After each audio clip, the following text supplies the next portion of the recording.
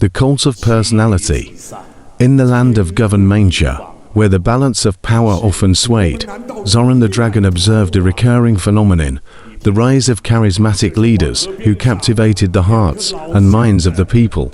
This chapter delves into the allure of such leaders, drawing parallels between historical and modern figures. Adolf Hitler's rise as a charismatic leader. In the shadows of the 1930s, Zoran began, his voice resonating through the ancient halls. A figure emerged whose charisma and oratory skills would lead an entire nation down a dark path.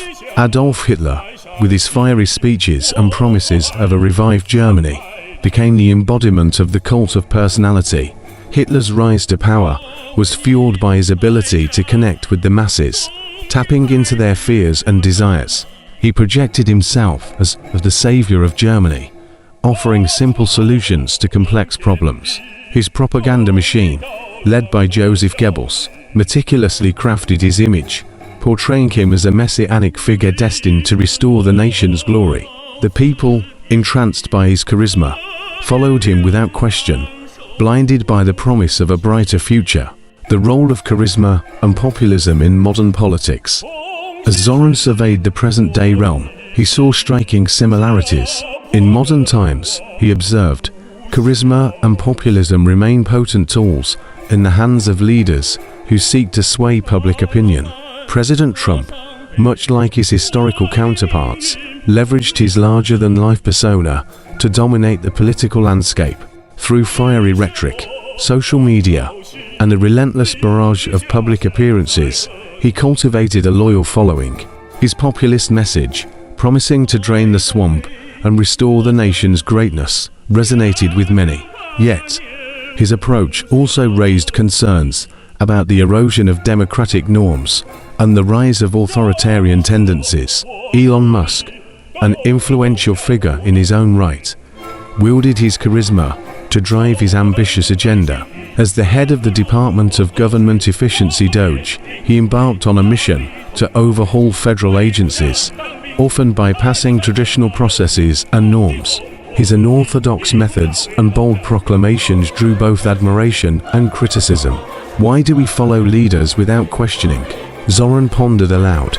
Is it the allure of certainty in uncertain times, or the comfort of a strong figure who promises to shield us from the storms of life? President Trump as a bully. In his interactions with others, President Trump often displayed a confrontational style. He used his platform to belittle opponents, undermine critics, and assert his dominance. This behavior, while polarizing, further solidified his image as a strongman leader who would stop at nothing to achieve his goals. In the face of such behavior, Zoran reflected, it is crucial to remember that true strength lies not in bullying or intimidation, but in the pursuit of justice, empathy, and wisdom. The scapegoating of minorities. In the heart of Governmentia, Zoran the Dragon witnessed the dark tendencies of rulers who sought to scapegoat vulnerable groups to maintain their power and control. This chapter delves into the historical and modern examples of such practices, illuminating the dangers they pose to society. How Jews, Roma, and other groups were blamed for Germany's problems. In the ominous shadows of the 1930s, Zoran began, his voice carrying the weight of centuries. Germany faced dire economic and social challenges. Amidst this turmoil, the fascist regime, led by Adolf Hitler, cunningly turned the people's frustration and anger towards innocent minorities. Hitler and his propaganda machine systematically blamed Jews, Roma, and other minority groups for Germany's woes. They were depicted as the root cause of economic hardships, societal decay, and moral decline. This scapegoating served a dual purpose. It diverted attention from the regime's failings and unified the majority population against a common enemy. The resulting hatred and prejudice laid the groundwork for the atrocities of the Holocaust and other genocides, leaving an indelible mark on history. Modern examples of xenophobia, racism, and division. As Zoran gazed upon the present-day realm, he saw unsettling echoes of the past. Even in these enlightened times, he observed, the spectre of scapegoating looms large, fueled by the flames of xenophobia and racism. President Trump's administration, with the support of Elon Musk and Doge, often resorted to divisive rhetoric and policies that targeted minority communities. Immigrants, people of color, and marginalized groups found themselves at the center of political and social firestorms. Policies that sought to restrict immigration, curtail voting rights, and undermine civil liberties created an environment of fear and suspicion. In the digital age, Zoran reflected, the spread of misinformation and fake news has intensified these divisions, amplifying prejudices and sowing discord among the populace. Social media platforms, once heralded as tools for connectivity, became breeding grounds for hate speech and conspiracy theories. Echo chambers reinforced existing biases, making it increasingly difficult for individuals to see beyond their narrow perspectives. Zoran's dialogue. Why do we fear those who are different? As Zoran pondered the state of the realm, he often engaged in contemplative dialogue with the scholars who sought his wisdom. Why do we fear those who are different? He would ask, his eyes reflecting the depths of his understanding. Fear of the unknown, he explained, is a primal instinct, rooted in our desire for safety and belonging. Yet, this fear can be manipulated by those who seek to divide us, turning it into a powerful weapon of control. To overcome this fear, we must cultivate empathy and understanding, recognizing the shared humanity that binds us all.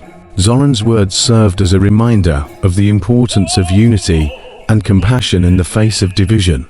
He urged the people of Guvernmentia to challenge their prejudices, seek out diverse perspectives, and stand in solidarity with those who were marginalized. The use of fear and crisis. In the kingdom of Guvernmentia, Zoran the Dragon had seen countless leaders rise to power, often wielding fear as their most potent weapon. This chapter explores how fear and crisis have been exploited throughout history, drawing parallels between the actions of past and present leaders. Exploiting the Great Depression and national crisis in the 1930s. In the bleak days of the 1930s, Zoran began, his voice echoing through the ancient halls. The world was gripped by the Great Depression. Economic despair and uncertainty spread like wildfire, creating fertile ground for those who sought to exploit the crisis for their gain. During this tumultuous period, Adolf Hitler and the Nazi regime capitalized on the widespread fear and desperation. They blamed economic hardships on minority groups, using propaganda to stoke fear and resentment. The regime portrayed itself as the only force capable of restoring order and prosperity, using the crisis to justify extreme measures that eroded democratic institutions and civil liberties. The Reichstag fire of 1933, for example, was used as a pretext to pass the Reichstag fire decree, which suspended civil rights and allowed for the arrest of political opponents, using fear and emergencies to justify extreme measures today. As Zoran surveyed the present-day realm, he saw unsettling echoes of the past. In modern times, he observed, leaders continue to wield fear as a tool to justify extreme measures and consolidate power. President Trump and his administration, with the support of Elon Musk and Doge, often invoked fear and crises to push their agenda. The rhetoric of imminent threats, whether from immigration, terrorism, or economic instability, was used to justify policies that curtailed civil liberties and expanded executive power. The declaration of national emergencies became a common tactic, allowing the administration to bypass traditional checks and balances. Fear, Zoran reflected, is a powerful motivator, but it can also be a dangerous one.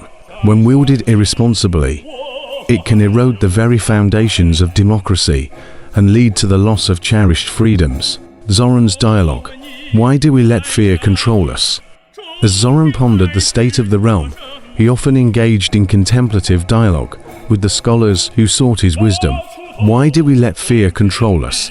He would ask, his eyes reflecting the depths of his understanding. Fear, he explained, is a primal instinct designed to protect us from danger. Yet, in the hands of those who seek to manipulate it, fear can become a tool of oppression. It blinds us to reason clouds our judgment and compels us to surrender our freedoms in the hope of security. Zoran's words served as a reminder of the importance of resilience and critical thinking in the face of fear. He urged the people of Guvernmentia to question the narratives they were presented with, to seek out diverse perspectives, and to stand firm in their commitment to democratic principles.